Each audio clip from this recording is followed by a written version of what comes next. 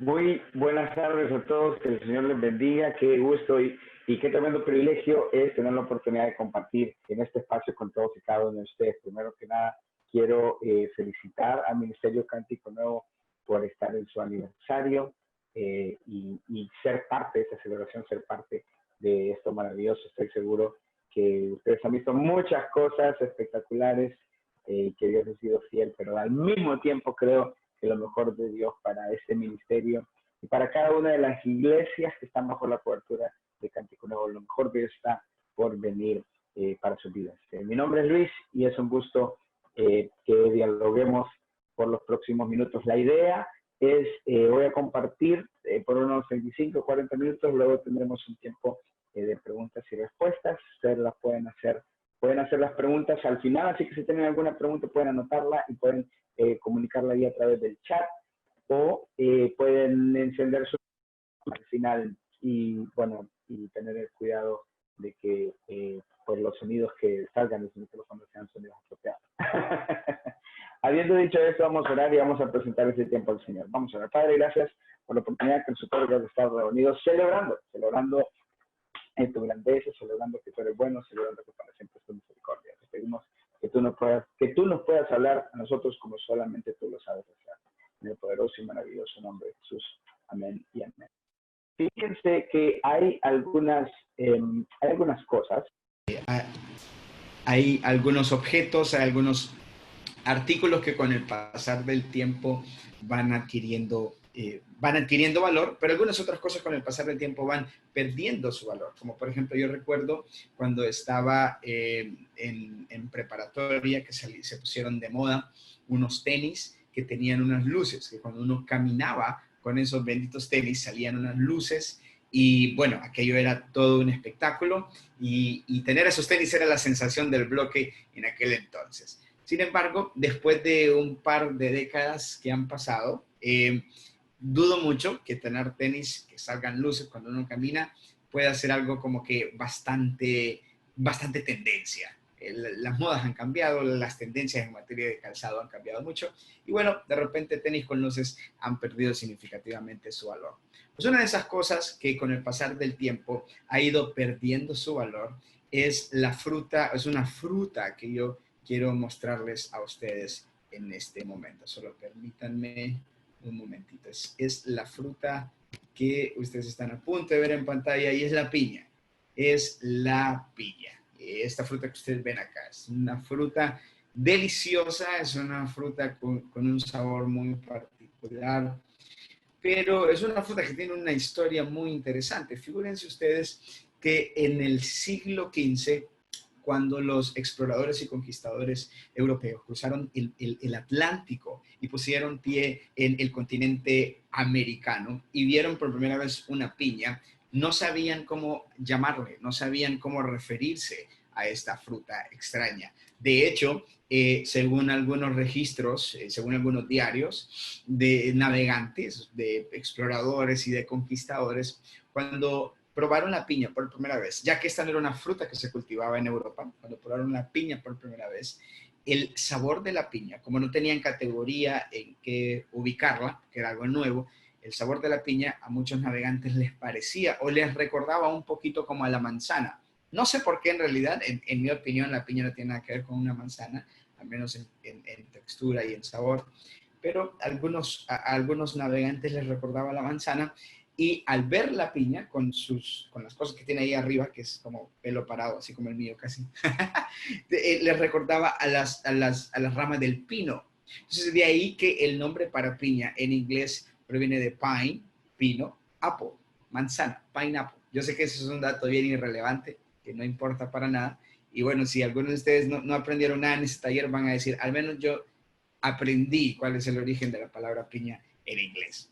Con el pasar del tiempo, la piña fue incrementando su valor, al punto que en Europa, cuando se hacían grandes fiestas, cuando la realeza de los diferentes reinos en Europa hacían grandes fiestas, alquilaban piñas. Habían compañías enteras que se dedicaban a cosechar piñas aquí en el continente americano, las transportaban hasta Europa y las alquilaban a la realeza por sumas estratosféricas. El valor de una piña en el siglo XVI llegó a costar alrededor, o lo que sería el equivalente de $15,000 en la actualidad. Figúrense ustedes, $15,000 por una piña que para nosotros puede ser muy común, que puede ser de uso, puede comerla uno con mucha frecuencia. Era extremadamente caro, tanto así que tener una piña o tener piñas o alquilar piñas era símbolo de estatus. Por ejemplo, cuando ustedes vayan a Londres, amén, amén, amén, hermanos. Cuando ustedes vayan a Londres, yo no conozco, yo no he ido, pero cuando ustedes vayan, tómense fotos y nos las muestran. Pero cuando ustedes vayan a Londres, en la Catedral de San Pablo en Londres, ustedes pueden ver en la punta, aquí lo estoy señalando con mi mouse, en la punta de la Catedral de San Pablo en Londres. Lo que el arquitecto Christopher Wren, cuando diseñó la Catedral de San Pablo en Londres, quiso poner encima es nada más y nada menos que la fruta de una piña. En oro, por supuesto. Porque tener una piña o vender piñas o poseer piñas o alquilar piñas era una señal de estatus, era una señal de opulencia, era una señal de mucha plata y era una señal de que la persona que la poseía era una persona poderosa, podía adquirir muchas cosas. Pero con el pasar del tiempo, la piña fue perdiendo su valor. Con el pasar del tiempo, los europeos comenzaron a cultivar piñas en el continente y ya no era necesario que hacer toda la gestión, todo el trámite de cosecharlas aquí en Latinoamérica y luego llevarlas a Europa y todo el asunto. Y la piña se fue volviendo muy barata, se fue volviendo algo muy común, al punto que si ustedes salen hoy en cualquier mercado, pueden encontrar una piña costando alrededor de 30 a 50 lempiras, dependiendo de qué tan madura pueda estar. Ahora, aquí surge una pregunta, y esta es una pregunta que yo les quiero hacer a ustedes y que podamos reflexionar sobre esto. ¿Cómo es posible que una fruta como esta, que pasó de costar alrededor de $15,000 hace mucho tiempo atrás, hace muchos siglos atrás, en la actualidad uno puede encontrar piña en lata, puede encontrar piña en jugo, aunque dudo mucho que el jugo de piña enlatado tenga piña, seguramente tiene más preservantes que otra cosa. Sin embargo, ¿cómo puede ser posible que algo que haya costado haya sido súper exclusivo, algo que haya sido súper caro, con el pasar del tiempo sea tan accesible, sea tan barato, sea tan común? Porque bueno, este es un principio que es cierto en economía. Algunos están viendo en este momento, a mí me dijeron que este taller era de sexo o era de noviazgo. Estamos hablando de piña, estamos hablando de economía, qué aburrido, me voy a desconectar. Pero figúrense esto, este principio que es cierto en economía, también es cierto en nuestra sexualidad. Hay un principio en economía y es que entre algo es más accesible para todos, cada vez que algo es más accesible para todos, se vuelve exclusivo para nadie. Cuando algo es accesible para todos, cuando algo es accesible para todos, se vuelve exclusivo para nadie. Lo que es cierto en ese principio, lo que es cierto en la economía, lo que es cierto en el comercio, hermanos y hermanas, también es cierto en nuestra sexualidad. También es cierto en lo que concierne a nuestro cuerpo. Y eso es lo que quiero dejar grabado en sus corazones, en todos y cada uno de ustedes. Si tienen algo en que anotar, si tienen algo con que escribir, les pido que puedan anotar esto. Si la sexualidad fue un regalo dado por Dios, si nuestra sexualidad, si tu sexualidad, si mi sexualidad, si nuestra sexualidad ha sido un regalo dado por Dios, y yo creo que sí lo es, si la sexualidad es un regalo dado por Dios, y la Biblia dice que así lo es, si la sexualidad es un regalo dado por Dios, también debe ser gobernado por Dios.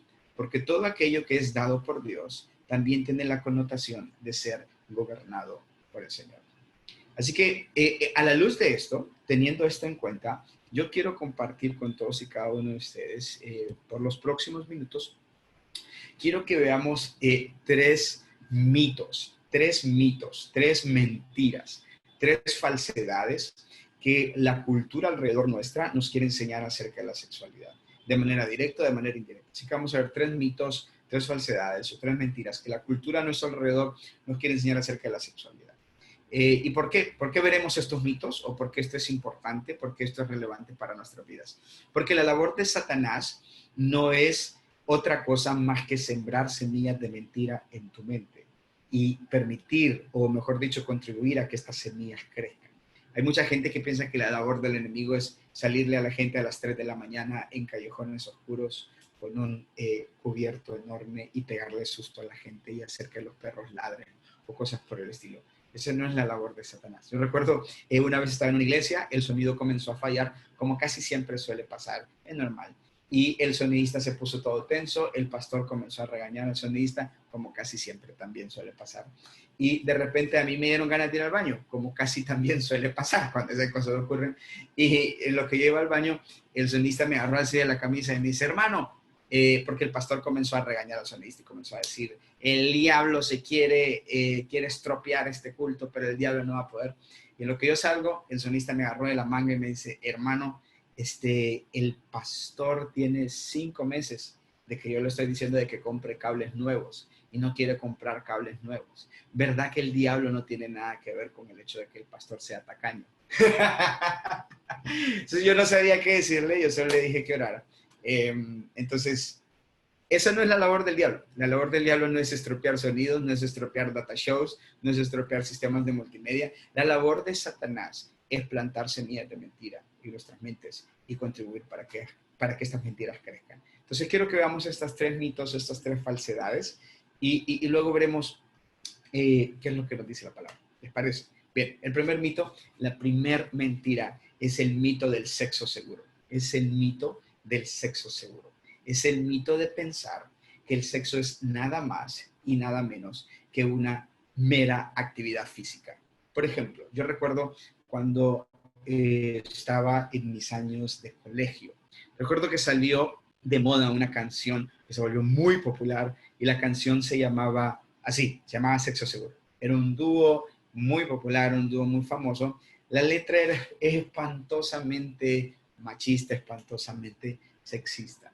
Pero lo que esa canción hacía, y quiero destacar acá, y es importante mencionar esto, que si hay algo por lo que los cristianos debemos entender, o mejor dicho, si hay algo que los hijos de Dios debemos entender, es que aquella gente que compone las canciones que cautivan la imaginación de las personas es lo que hace controlar la cultura. O sea, la gente que crea canciones que penetran hasta lo más profundo del alma de la gente logran controlar grandes números de personas, porque las canciones llevan mensajes que se anidan en lo más profundo de nuestra mente, de nuestro inconsciente, de nuestra alma. Entonces, lo que esta canción comunicaba en sí es la creencia falsa de que un preservativo te puede proteger físicamente, y lo cual es cierto. Un preservativo, un condón puede proteger tu cuerpo, pero escúchame bien, un condón no puede proteger tu corazón. Un preservativo no puede preservar tu alma y tu espíritu de daño, sufrimiento y quebranto por causa de pensar falsamente de que el sexo es nada más y nada menos que una mera actividad física. La Biblia nos enseña que nuestra sexualidad involucra todos los aspectos de nuestra vida, todos los aspectos de nuestra vida. Quiero mostrarles lo que dice 1 Corintios capítulo 16, capítulo 6, perdón, versículos 16 y 17. Primero que nada, es necesario entender que la iglesia en Corinto era una iglesia con muchos desafíos. Es decir, hablaban mucho en lenguas, había mucho don de discernimiento, había mucho don de ciencia, pero era una iglesia bien carnal, era una iglesia en donde había mucho pecado. Es decir, y esto nos enseña, entre otras cosas, que alguien puede tener muchos dones al mismo tiempo que puede ser bastante carnal, porque la Biblia nos enseña que no son los dones lo que revelan en realidad nuestro carácter. El Señor nos enseña diciendo, por sus frutos, no por sus dones, los conoceréis. Y el carácter es el fruto. Los dones son brindados, son otorgados por gracia. Entonces, Pablo en 1 Corintios capítulo 6, versículos 16 y 17 dice esto. ¿No saben ustedes, esa es una pregunta retórica que hace Pablo, o no sabéis ustedes que el que se une con una ramera, una palabra fuerte esa, es un cuerpo con ella? Porque dice, los dos serán una sola carne. Eso dice el verso 16. Y el verso 17 dice, pero el que se une al Señor, un espíritu es con él. Entonces, fíjense bien en el tipo de argumento que Pablo está haciendo. Pablo está diciendo esto. Una persona que se une sexualmente con otra persona se vuelve un espíritu con ella. De la misma manera que cuando nosotros cuando nos unimos al Señor, nos volvemos un espíritu con el Señor. Eso puede ser un poco complejo de entender, pero Pablo lo que está diciendo simple y sencillamente es esto. El acto sexual es mucho más allá que la unión de dos cuerpos, es la unión de dos almas, es la unión de dos espíritus, es la unión de dos seres espirituales que se unen de la manera más íntima que dos personas pueden unirse. Por eso en Génesis, en el capítulo 1 y en el capítulo 2, cuando el texto bíblico nos menciona que Adán conoce a Eva, no está refiriéndose, esa es una traducción bien noble y es una traducción bastante maquillada, porque cuando Génesis capítulo 1 y 2 hace referencia de que Adán conoce a Eva, no están haciendo referencia a que Adán conoció a Eva en el sentido que se presentó y ambos jugaron una partida de uno o se intercambiaron el WhatsApp o algo por el estilo. No, Adán conoce íntimamente a Eva y el verbo en el hebreo original en ese pasaje es yadá. Y yadá significa o hace referencia o pinta la imagen mental de la forma más íntima que dos personas pueden conocerse. Entonces, esto nos recuerda y esto nos enseña y esto nos permite a nosotros internalizar la realidad de que el sexo, de que nuestra sexualidad es mucho más allá que lo que nosotros hacemos con nuestros cuerpos, sino que tiene mucho que ver con lo que nosotros hacemos con nuestros espíritus. De hecho, en el plano de la neurociencia, muchas investigaciones se han hecho acerca de una hormona súper interesante y es la hormona de la oxitocina. La hormona de la oxitocina es, entre otras cosas, parte del cóctel de la felicidad, junto con la norepinefrina, junto con la dopamina y un montón de hormonas más que hace que nosotros sintamos valga la redundancia, esa emoción de bienestar. Entonces, por ejemplo, cuando ustedes comen chocolate, tienen un flujo de dopamina, endorfina, oxitocina por todo el torrente sanguíneo que nos hace sentir bien. Es lo mismo que ocurre cuando uno viene de hacer ejercicio, viene de correr. Y la hormona de la oxitocina es la hormona del apego. Por ejemplo, cuando una madre está a punto de dar a luz, su cerebro está lleno de oxitocina, porque es la hormona que genera ciertas reacciones fisiológicas al cuerpo que son necesarias para el parto. Pero también cuando el niño nace y la madre está a punto de recibir a su criatura en sus brazos, la madre está llena, la mujer está llena de oxitocina en su cerebro, de tal forma que cuando ve a su niño, cuando ve a su bebé, yo les voy a decir algo. Hay niños que son feos. Hay niños que no me vengan a decir que todos los niños recién nacidos son bonitos. Es una vil mentira. Hay niños que son feos que uno no sabe qué hacer con ellos cuando se los dan. Pero en fin, no importa qué tan visualmente desagradable pueda ser la criatura, porque recién nacidos son así. Ya cuando tienen como el mes o los 2 meses van agarrando forma y uno, mira, tiene las cejas del papá o cosas así. Entonces, cuando la madre agarra a su bebé, siente algo inquebrantable. Es un apego que cambia la vida de ambos, cambia la vida de la mujer, que en ese momento se tornó en madre, y no sé si hay hermanos acá que tienen el privilegio de ser madre, pero ustedes saben que ese es un acontecimiento que les cambia la vida, de tal manera que no vuelven a ser igual, aprenden a amar de una manera diferente, aprenden a cuidar de una manera distinta, de tal manera que desde ese día en adelante, si alguien les mira mal a su hijo, ¿no es cierto, hermanas? Si alguien le da un sticker a todo mundo menos a su hijo, si alguien le pone un pichinguito en la frente de todo mundo menos al de su hijo, si alguien le da un bombón a todo mundo menos a su hijo, tienen problemas. Ustedes tienen problemas con la persona que le miró mal a su hijo, ¿sí o no? Porque eso cambia la vida. Ahora, ¿saben qué es lo curioso? Que una de las primeras ocasiones en donde el cuerpo de la mujer experimenta grandes cantidades de oxitocina en su ser, es en el primer acto sexual. Es en el primer acto sexual. Ahora, ¿por qué menciono esto? Porque Dios es tan perfecto, Dios es tan sabio, Dios es tan hermoso, de que es la intención para ustedes, para nosotros, es la intención de Dios que es su primer acto sexual, que el primer acto sexual en el que ustedes participen sea en la noche de sus bodas con la persona con quien han prometido amor eterno, sea con su esposo, sea con su esposa. Así de perfecto es Dios. Dios creó el hormona de la oxitocina con el punto, con la intención de que el apego fuese tan inquebrantable, de manera similar el apego que siente la madre hacia su hijo, a que ese sea una sombra, aunque sea mínima, del apego que siente el esposo con su esposa. Porque, hermanos y hermanas, el sexo, la expresión de nuestra sexualidad, es mucho más que nada más una actividad física. Entonces, el primer mito es el mito del sexo seguro. Un condón no puede proteger tu corazón. El segundo mito, la segunda falsedad que la cultura trata de plantar en nuestra mente de manera consciente o inconsciente, es el mito de la doble vida. Es el mito de la doble vida. Es el mito de la doble vida. Y quiero decirlo de esta forma. Lo que tú estás haciendo ahora, lo que tú haces en tu presente, más tarde se convertirá en tu futuro. Yo sé que eso suena bien obvio, ¿no? O sea, lo que tú haces hoy, mañana se convertirá, lo que tú haces en el presente, más tarde, lo que tú haces en el presente, más tarde se volverá en tu pasado. Y tu pasado siempre sale a relucir en tu futuro. Voy a repetir eso. Lo que tú haces hoy, mañana se convertirá en tu ayer, pero tu ayer siempre saldrá más adelante. Así que yo conozco a un amigo, somos muy cercanos. Antes de venir a Cristo, él era, digámoslo así, bastante alegre. era bastante enamoradizo. Y en el día de su boda, unos días antes del día de su boda, él me dijo algo. Me dijo, tengo un problema. Resulta que una de las damas de honor de mi boda fue un pasado mío, digámoslo así. Un pasado mío. Y mi futura esposa no tiene la menor idea, no sabe. Ahora, ¿por qué menciono esto?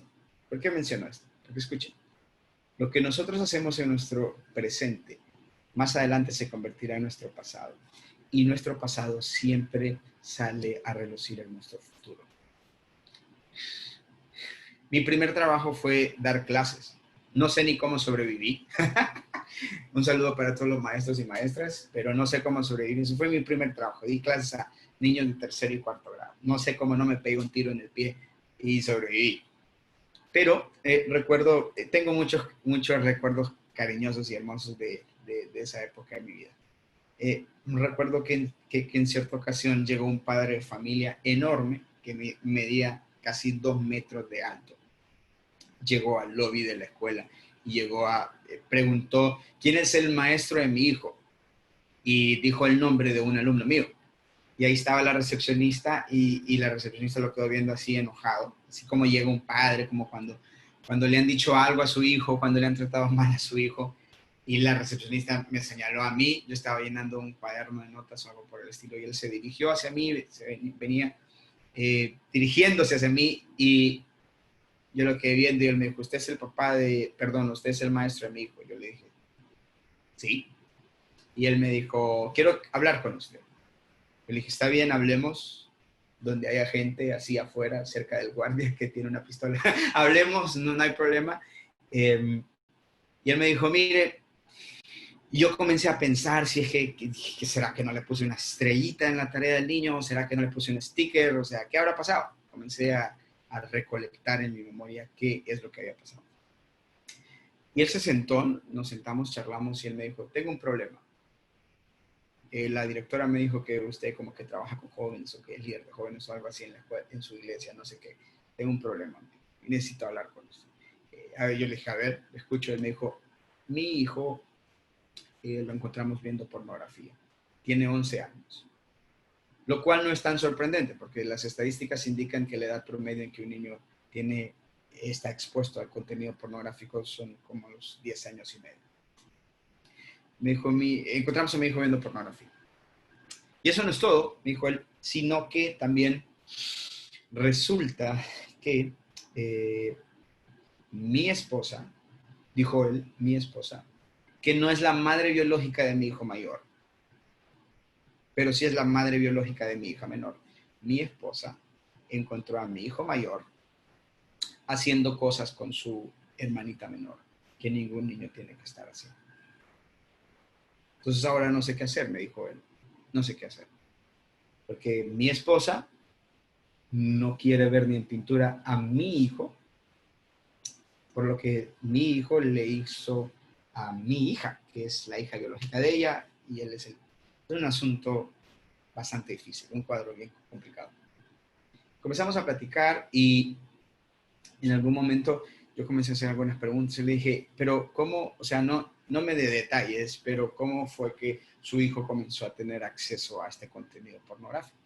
Y yo le pregunté, ¿acaso fue por medio del celular? Él me dijo, no fue por medio del celular. Mi hijo no tiene smartphone. Yo le dije, ¿acaso fue por computadora? Él me dijo, no, tenemos una sola computadora, está en la sala de la casa, no hay manera de que él estuviese viendo eso. Le dije, entonces, ¿cómo fue? Él me dijo, resulta que mi hijo sacó una película que estaba en una caja en la bodega de la casa. Y yo le pregunté, ¿y cómo llegó esa película que estaba en la caja en la bodega de su casa? ¿Cómo llegó ahí? Y él se quedó callado y no me respondió. Y ha pasado un montón de tiempo y no me ha respondido todavía. Porque resulta, por supuesto, que él había sido parte del problema, llevando ese contenido al garaje de su casa y teniéndolo ahí. Y su hijo un día lo vio y lo consumió. Y el resto es historia. ¿Por qué menciono esto? Porque lo que nosotros hacemos en nuestro presente, más adelante se vuelve nuestro pasado. Y nuestro pasado siempre, siempre, siempre, siempre, siempre sale a relucir en nuestro futuro. Escúchame. Y quiero que me pongas atención. Si tú encubres tu pecado, Jesús lo va a exponer. Pero si tú expones tu pecado, Jesús lo va a cubrir con su sangre. Así que quiero dirigirme a todas aquellas personas que han estado viviendo una doble vida, que han estado teniendo una doble cara, que han estado pensando que pueden vivir de la manera que ellos quieren, que pueden vivir como les ronque la regalada gana en su intimidad, con lo que hacen con su cuerpo. Estoy hablando a personas que están en fornicación y que no han expuesto eso, que no se han arrepentido, que no se han alejado, que no se han apartado. O a personas que están luchando con la pornografía, con ese pecado espantoso y horroroso de la pornografía, que degrada horriblemente la imagen de Dios en la persona de la mujer y por supuesto en la persona del hombre también. Hay toda una serie de reportajes que ligan a la pornografía con el tráfico sexual. Y lo que yo creo firmemente que si hay pocas cosas degradan más la dignidad que el Señor otorga en un ser humano que lo que ocurre en ese tipo de contenido. Pero yo te quiero decir esto y quiero recordarte esto. Quiero recordarte lo siguiente. Si encubres tu pecado, el Señor lo va a exponer, pero si lo expones, si abres tu corazón, si le dices, Señor, esta es una lucha que he estado teniendo, ya no lo soporto más, ya no lo aguanto más, ya no sé qué hacer con eso. Si expones tu pecado, el Señor lo va a cubrir. Pero ese es un mito, es el mito de la doble vida. Antes de que una persona caiga en público, es porque ya cayó en privado mucho tiempo atrás. Antes de que uno se dé cuenta de que X pastor o X predicador o que X ministro de alabanza cayó en público, es porque tiene mucho tiempo de haber caído en privado, mucho tiempo atrás. Es importante recordar ese segundo mito, el mito de la doble vida. Es una mentira pensar que nosotros podemos vivir como nos pega la regalada gana y obtener todo lo que Dios tiene para nosotros. Los deseos desordenados desvían nuestro destino. Los deseos desordenados son una desviación de nuestro destino. Y el tercer mito que quiero compartir, la tercera falsedad. Primero es el mito del sexo seguro, el segundo es el mito de la doble vida, el tercero es el mito del pelo rapado. Mito del pelo rapado. ¿A qué me refiero con esto? Una de las historias que más cautiva mi corazón es la historia de Sansón. Era un líder era la palabra, la categoría en el Antiguo Testamento para el puesto de Sansón, es que era un juez, una especie de líder asignado por Dios para dirigir al pueblo. Sansón se enamora de una mujer filistea llamada Dalila, que era una especie de espía que los filisteos habían contratado para averiguar cuál era el secreto de la fuerza de Sansón, quien tenía un voto nazareo, que era un voto de santidad, era un voto de consagración, y ese era el origen de la fuerza de Sansón. Y parte de ese voto implicaba no cortarse el pelo. Después de varios intentos que Dalila había hecho de extraerle esta verdad, Sansón tiene un momento de debilidad y se lo dice. Los filisteos logran su cometido, le rapan el pelo, le sacan los ojos, lo llevan como un preso político, como un prisionero de guerra. Se vuelve el hazmerreír de ellos, aquel hombre que había sido un ícono de la protección y de la fuerza del Señor. Ahora es el hazmerreír de este pueblo pagano, el hazmerreír de los filisteos. Pero en un momento que posiblemente era el momento más bajo en la vida de Sansón, él hace una oración y le pide al Señor una segunda oportunidad. Una segunda oportunidad. Y uno de los pasajes más hermosos en todo el libro de Jueces, en toda la Biblia casi, es Jueces capítulo 16, verso 22. Y el texto dice así: y el cabello de su cabeza comenzó a crecer después que fue rapado. El cabello de la cabeza de Sansón comenzó a crecer después que había sido rapado. Porque el cabello de Sansón comenzó a crecer poco a poco. Su momento más grande llegó aún después de su fracaso más grande. Ahora, yo quiero dirigirme a todas aquellas personas, todos aquellos jóvenes que nos están sintonizando o que están en esta reunión, que genuinamente consideran que no hay una escapatoria para el ciclo de pecado sexual que están atravesando. Mucha gente de repente puede sentir que se consagran unos días, luego caen, luego tropiezan, o vuelven a fallar, o vuelven a tener un momento de debilidad o de tentación.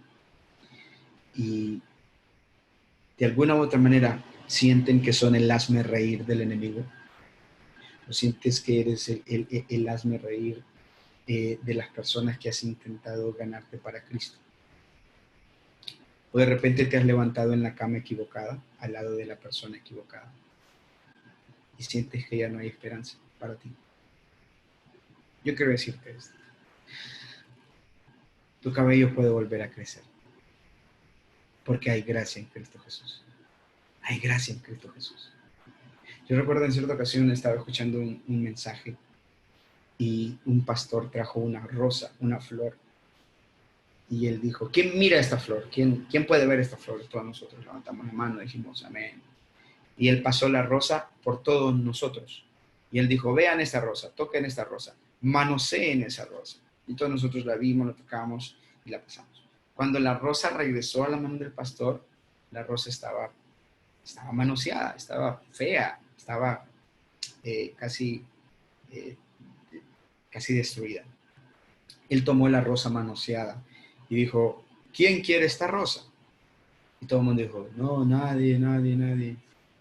Y él dijo: bueno, así son ustedes cuando son manoseados o cuando son manoseadas. No sean esta rosa. Y en ese momento me dejó pensativo y dije: wow, es cierto. Pero ahora me gustaría volver en una máquina del tiempo a estar en esa reunión. Y me gustaría levantar la mano cuando el pastor hizo esa pregunta: ¿de quién quiere esta rosa? Y yo le diría, bueno, no sé, pero si tuviera el DeLorean de Marty McFly, de Regreso al Futuro, no sé si ustedes vieron alguna vez esa película, algunos están demasiado jóvenes y se nota que no la vieron, pero si tuviera una máquina del tiempo para volver al pasado, yo le diría: ¿sabe qué? Yo conozco a alguien que sí quiere esa rosa. Yo conozco a alguien que dio su vida por esa rosa. Yo conozco a alguien que murió en el Calvario por rosas manoseadas como esa. Yo conozco a alguien que anhela ese tipo de rosas. Y ese alguien es Cristo Jesús. Ese alguien es Cristo Jesús. Porque hay gracia en Cristo. Hay restauración en Cristo. Hay misericordia en Cristo. Hay perdón en Cristo Jesús. Y el deseo del Señor no es condenarte. El deseo del Señor no es apartarte. El deseo del Señor no es alejarte. El deseo del Señor es restaurar. La leyenda cuenta acerca de un hombre que salió de vacaciones en su vehículo, en su automóvil. Y después de unos cuantos kilómetros el automóvil se averió. Y lo que comenzó a pasar es que la esposa de este hombre se molestó porque ella le había dicho a él que llevara su auto a un taller para que lo revisara. El hombre se bajó de su vehículo, hizo lo que pudo para repararlo, pero nada funcionaba. Y de la nada, de pronto, se detuvo un carro muy lujoso. Y se bajó un hombre que tenía mucho dinero, o al menos se miraba que tenía mucho dinero. Y le dijo, mire, ¿sabe qué? Levante el tono del carro. Yo voy a hacer algunas cosas acá. Usted súbase. Cuando yo le diga, dele vuelta a la llave. El hombre no creía esto porque él pensó, ¿qué es lo que va a saber este millonario acerca de un vehículo? Pero después de arreglar unas cosas, le dijo, dele vuelta a la llave. Le dio vuelta a la llave y el carro encendió. Y el hombre se bajó extasiado de su vehículo y le dijo, oiga, ¿cuánto le debo? Y el hombre millonario le dijo, no se preocupe, yo no necesito su dinero. Pero el dueño del carro estaba determinado a agradecerle. Le dijo, pero solo quiero saber por qué usted se detuvo en medio de la nada. Usted no tiene la apariencia de un mecánico, se mira una persona con muchos recursos, con mucho dinero. ¿Por qué se detuvo a arreglar esto? A arreglar este carro. Y el hombre le dijo, mire, ¿sabe por qué? Porque yo me fijé que usted está conduciendo un carro marca Ford y mi nombre es Henry Ford. Y yo no puedo permitir que algo que lleva mi nombre no funcione de la manera para la cual yo la creé que funcionase. Así que mi intención es restaurar lo que lleva mi nombre. Y esas son las palabras del Señor para tu vida. La intención de Dios no es condenarte, sino restaurarte. Hay gracia en Cristo Jesús. Y Él puede hacer que el cabello crezca una vez más. Regresa a los brazos del Señor. Regresa a los brazos del Señor. Cuando Jesús se encuentra con la mujer samaritana y Jesús la confronta y le dice, has tenido 5 maridos y el que ahora tienes no es el tuyo. La mujer estaba extrayendo agua de un pozo. Pero lo que metafóricamente esto revela es que la mujer estaba sacando agua del pozo y eso es una representación de la sed interna que ella tenía y era la razón por la cual había tenido 5 maridos y el que tenía actualmente no era el de ella. Porque en ocasiones es una sed interna lo que hace que puedas andar, lo que hace que andes de relación en relación. Lo que hace que andes de pareja en pareja. Es una sed interna insaciable que solo Jesús la puede saciar. Solo Jesús la puede saciar. Solo cuando estás satisfecho en Jesús. Solo cuando estás satisfecho en Jesús es que puedes estar en una relación amorosa sin asfixiar a la otra persona y sin que se vuelva tóxica la relación. Porque el Señor, ¿sabe? Hay mucha gente que me dice, hermano, yo lo que quiero es encontrar la persona correcta para mi vida. El Señor no te manda a encontrar la persona correcta. El Señor te manda a que tú seas la persona correcta. Porque cuando tú eres la persona correcta, entonces atraerás a la persona correcta. Pero si vives toda tu vida buscando a la persona correcta, mientras tú eres la persona incorrecta, vas a alejar a la persona correcta. Recuerdo que en cierta ocasión un amigo mío, yo le dije, oye, mira, ¿por qué no le echas el ojo a veces uno de pastor siempre anda buscando cómo matrimoniar a la gente? Yo le dije, ¿por qué no le echas el ojo a la hermana fulana? Es una buena cristiana, es una sierva del Señor, es muy activa en el ministerio. Y mi amigo había tenido un pasado complicado. Y también un presente complicado. Y él me dijo, sí, ¿sabes qué? Ella es una muy buena mujer, pero yo creo que yo no soy el tipo de hombre en el que ella se fijaría. Y eso me dejó pensativo.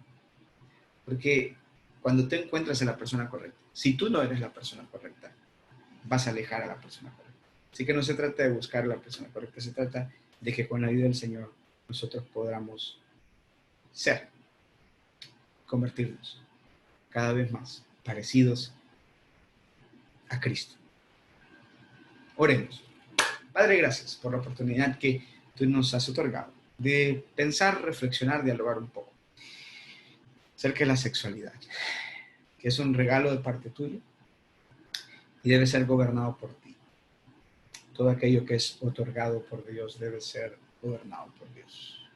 Pedimos que nos ayudes a caminar en verdad, a caminar en gracia, a caminar en misericordia, a caminar en perdón, a recordar que si nosotros encubrimos nuestro pecado, tú lo vas a exponer por nuestro propio bien.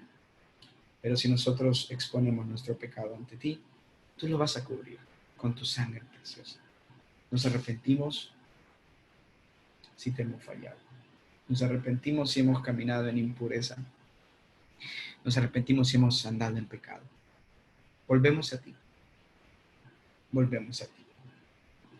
En el nombre de Jesús. Amén. Y amén. Bien. Creo que tenemos un tiempito todavía para pasar a preguntas. Así es, ya, ¿me escuchan? No sé si me escuchan. Tenemos la primera pregunta y nos dice, ¿qué puedo hacer para ayudar a un hombre, padre de 3 hijos, pero que está hundido en la homosexualidad? En primer lugar, no perder la fe en que Dios todavía está en el asunto de transformar vidas. En primer lugar, diría eso. En segundo lugar, consideraría importantísimo representar la tensión que existe entre la gracia y la verdad. ¿Qué significa eso en el sentido práctico? Juan capítulo 1 enseña de que Cristo Jesús es la encarnación de la gracia y la verdad.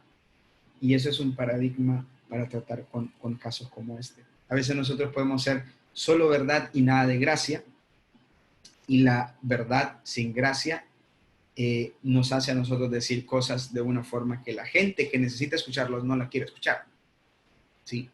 Entonces, por eso puede haber, en muchos casos puede darse, de que lo que nosotros estamos diciendo es cierto, pero lo estamos diciendo en una manera en que más bien impide que la gente que necesita escucharlo lo escuche. Y al mismo tiempo, cuando somos solo gracia y nada de verdad, estamos en cierta manera maldiciendo a la gente, y digo maldiciendo porque los limitamos de que ellos en realidad sean confrontados con lo que la Biblia enseña acerca de la sexualidad humana. Eso sería lo segundo. Así que manejar ese balance de hablar la verdad, pero siempre con un acento galileo, con un acento nazareno, con un acento lleno de gracia, con un tono de gracia.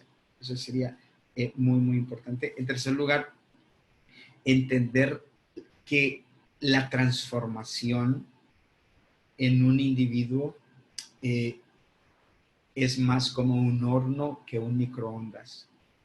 La transformación en la vida de un individuo es más como en una persona, es más un horno, lleva tiempo, es un proceso más que un microondas. A veces nosotros pensamos, a veces nosotros creemos que solo con un mensaje o con un sermón una persona puede cambiar de la noche a la mañana, y no es así. Es decir, Dios puede usar una enseñanza, Dios puede usar un sermón, Dios puede usar un mensaje para recalibrarnos en un momento muy necesario, pero es el conjunto de estar expuesto a la palabra.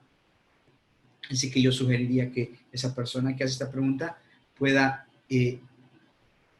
buscar maneras en cómo esta persona homosexual o con orientación homosexual pueda estar expuesta a la verdad o expuesto a la verdad de la palabra.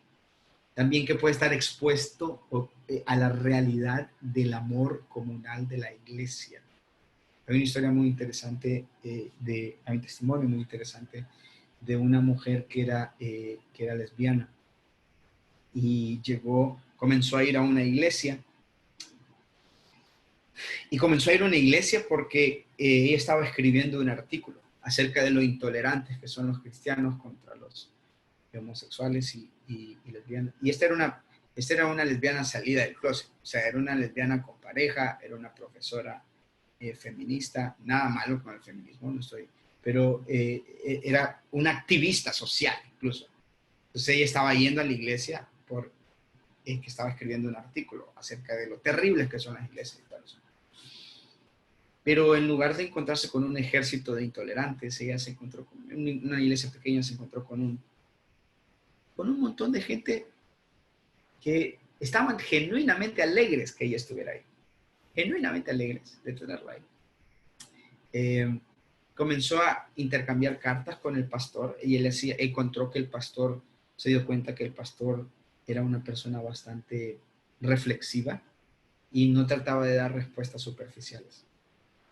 Así que se intercambiaban cartas. Ella le escribía haciéndole preguntas, el pastor le respondía y le hacía algunas otras preguntas también. Y con el pasar del tiempo esta mujer siguió yendo a la iglesia, no para escribir el artículo en contra, sino porque sentía algo que le hacía querer ir a la iglesia. Hasta que una vez ella testifica que tuvo un sueño con un nombre que ella interpretó que en el sueño era Jesús y que la sacaba del lugar en donde estaba, en una especie de desierto, y se ponía al lado de ella y estaban en una boda. Y después de un tiempo, esta mujer le confesó al pastor y le dijo: pastor, creo que me están comenzando a gustar los hombres. Es curioso esto, nunca había sentido esto. Ahora ella está felizmente casada con un pastor, de hecho, tiene un ministerio muy, muy bonito en Estados Unidos. ¿Y por qué comento este testimonio? Porque solo el Espíritu Santo es la única persona que puede cambiar a otra persona. Entonces, si la persona que está haciendo esta pregunta tiene la intención o piensa que ella es la que lo puede cambiar, se va a frustrar, se va a dar con la piedra en los dientes, se va a enojar, se va a molestar. Pero si nosotros debemos entender que nuestra labor es amar, porque solo la labor del Espíritu Santo es transformar. Si nosotros nos enfocamos en amar, el Señor hará su labor de transformar. Entonces, eso. Creo que alguien... Le escucho. Tenemos varias preguntas. Aquí me mandaron una al privado y me decían: ¿cómo puedo saber cuando estoy con la persona correcta, la persona que Dios tiene para mí? Bien, creo que sería una serie de tal vez características en las que sería bueno que de repente fijaras. Primero, debería ser un seguidor de Jesús, debería ser un hijo de Dios. Así que hay muchas hermanas que se creen en el Espíritu Santo. Ay, yo lo voy a cambiar a él, yo lo voy a cambiar. Mentira. Eso es mentira. Hay muchas hermanas que se creen el Espíritu Santo. Ay, pastor, es que mire, yo lo voy a cambiar, yo sé que él es bien así, es bien, pero está bien, yo lo voy a cambiar. Eso no es cierto. Déjense de cosas, eso no es cierto. Así que búsquense un cristiano. O sea, yo sé que no todas las iglesias, hay veces que no es que las iglesias están llenas de no sé, como de modelos de hombres. Pero bueno, es importante que elijamos dentro de la comunidad de fe. No tiene que ser de su iglesia. Algunas pueden decir: ay, hermano, pero es que venga a mi iglesia, a ver, uno se desanima más bien. No tiene que ser de su iglesia, pero puede ser de otra iglesia, pero con tal que sea del rebaño del Señor. Eso es número uno. Número dos, debería ser una persona que no alerte y que no alarme a la gente que te ame. Así que, por ejemplo, mi mamá y mi esposa, que son las dos mujeres más importantes en mi vida, mi mamá y mi esposa se llevan bien. Y ustedes no tienen yo creo que mi mamá quiere más a mi esposa que a mí. Y ustedes no tienen la idea que es un alivio de que la mamá de uno y la esposa de uno se lleven bien. Entonces, ¿por qué menciono eso? Yo sé que los chistes de suegra son chistosos, toda la onda, y uno se tira chistes de suegra y todo lo, pero no, yo amo a mi suegra, mi mamá ama a mi esposo y todo el asunto. Lo que quiero decirles es Una de las cosas más, perdonen la palabra, pero una de las cosas más estúpidas y ridículas que ustedes pueden pensar es, solo somos ella y yo contra el mundo. Aunque el mundo entero esté en nuestra contra, vamos a resistir. Si el mundo entero está en contra de tu relación, tal vez es una señal. No toda oposición es, o sea, no porque alguien esté en contra de tu relación es una oposición. Hay gente que se pone bien loca con eso, así como que hay un montón de gente en contra de nuestra relación, pastor, pero vamos a perseverar. Deberías de ponerte a pensar, ¿por qué es que hay un montón de gente en contra de tu relación? Tal vez que la gente que está en contra de esa relación es porque ha visto cosas que tú no has visto, ¿verdad? Es porque ha visto cosas que tú no has visto. Es porque ha visto actos o ha visto gestos o ha visto o se ha dado cuenta de cosas que no cuadran, como que no termina de caer todo en su lugar. Así que es una mala señal si tu novio, si tu pareja alerta a las personas que te aman. Me refiero como a tu pastor. No, yo creo que lo más saludable que ustedes pueden hacer es proactivamente presentarle su novio a su pastor, como proactivamente presentarle su novio a su pastor o a su líder para que ustedes puedan obtener una retroalimentación interesante. Digo esto a las personas que están en una edad propicia, ¿verdad? Para hacer esto. Si ustedes tienen 15 años, 16 años, sigan jugando PlayStation o Free Fire o lo que sea, pero no están en edad ahorita para andar con novios. Entonces, me estoy dirigiendo a personas que de repente están en una edad propicia, ya terminaron algunos ciclos de su vida, terminaron colegio, se sostienen a sí mismos, están trabajando o contribuyendo al menos en la casa, están en una etapa donde pueden ir pensando un poquito más acerca de formar una relación amorosa con alguien con quien potencialmente pueda ser su esposo o esposa.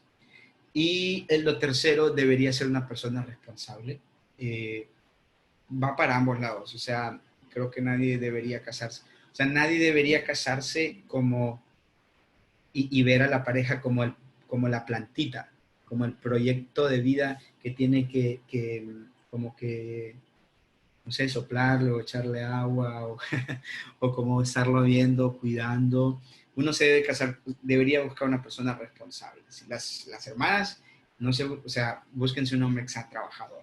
O sea, si hay un hombre que es bien haragán, que no trabaja o que a cada rato lo despiden, o que no dura en los trabajos, es una señal problemática. Yo no creo que ninguna hermana se quiera casar para estar manteniendo hombres. No es nada espiritual estar manteniendo hombres. Lo digo en serio. Está como que muy de moda ahora tirársela de bonito, guapetón, no sé qué, y no trabajar. No hay nada espiritual en ser haragán, hermanos. De la misma manera que los que son varones deberían observar o identificar características de responsabilidad en la chica, que sean personas que tengan iniciativa, que sean personas que tengan compromiso, que sean personas de palabra, que sean personas que puedan someterse a la autoridad. Y esto va tanto hombres y mujeres, ¿no? Es una mala señal si su novio o su novia es rebelde con el pastor o con la pastora. También debería ser una persona íntegra. Si te pide, si quiere hacer cosas escondidas contigo, ahorita que eres novio o novia, posiblemente hará cosas escondidas de ti en el matrimonio. Eso no es una buena señal. Bien, creo que esa sería la respuesta. Entonces vamos a tener un espacio para 2 preguntas más para ya ir cerrando porque ya casi empezamos más bien nuestra transmisión de la reunión. Ok. Entonces, la siguiente pregunta dice, cuando dice que debemos exponer nuestro pecado, ¿solamente es con Dios, hablar con Él o con nuestros pastores y líderes? Primero con el Señor, pero en segundo lugar con una persona madura, de confianza y sabia, que pueda hacerte rendir cuentas. Y digo esto, madura, sabia, confiable. No todo el mundo tiene el derecho de ver tu ropa sucia, ¿verdad? Entonces no le deberías de contar tu situación a gente que tiene el don de lengua, sino lenguas angelicales, sino lengua comunicativa, que todo cuenta. Entonces, una persona responsable, perdón, una persona sabia, una persona confiable, una persona madura. Entonces, no hay nada de malo. Es decir, es una tremenda ayuda que tú tengas, o que tú tengas la confianza de decirle a tu líder, o tu pastor, o tu líder de jóvenes: estoy luchando con esto, estoy luchando con esto otro, necesito ayuda, porque por mi propia cuenta no puedo. Entonces, al enemigo le fascina aislarnos. Un cristiano aislado está a un paso de ser un cristiano derrotado. Pero es importante confesar nuestro pecado al Señor, obviamente, pero también a un hermano en Cristo maduro, confiable y sabio, que pueda hacernos rendir cuentas. Y bueno, nuestra última pregunta es, ¿cómo puedo aconsejar a una persona que lucha contra la masturbación y tiene muchos años de estar con esta práctica? Creo que depende de varios factores. En primer lugar, la masturbación es un asunto que con el pasar del tiempo, si no se le presta cuidado, puede volverse casi una adicción. Y primero, es un asunto, hay un elemento conductual, hay un elemento espiritual, por supuesto, hay un elemento emocional. Digo emocional porque hay mucha gente que el detonante que lo orilla a caer en esta práctica es la soledad, es el miedo, curiosamente, eh, y es la inhabilidad de tener relaciones interpersonales satisfactorias. Entonces, lo primero es, comenzaría añadiendo estructura para aislarlo de aquellas cosas que son el canal por medio del cual él tiene acceso a eso. Entonces, eso puede significar deshacerse de un smartphone y usar un teléfono sin acceso a internet. Eso puede implicar cortar el cable. Yo sé que eso puede sonar muy radical, pero la Biblia es bastante radical. Cuando dice, si tu mano te es ocasión de caer, córtate la mano. Si tu ojo te es ocasión de caer, sácate el ojo. Entonces, primero sería identificar qué cosas, por medio de qué él accede a ese contenido, que sirve como estímulo, y eliminar los estímulos, o sea, cortar teléfono, cortar. Igual, reitero, puede sonar radical, pero situaciones radicales requieren medidas radicales. Lo segundo es, lo segundo sería sustituir eh, en su interior, que pueda entender. No, no tengo tiempo aquí para ampliar esto. Voy a enviar, voy a ver cómo veo la manera de enviarle un capítulo. Yo escribí un libro acerca de la sexualidad, pero es entender que nuestra biología no está por encima de nuestra teología.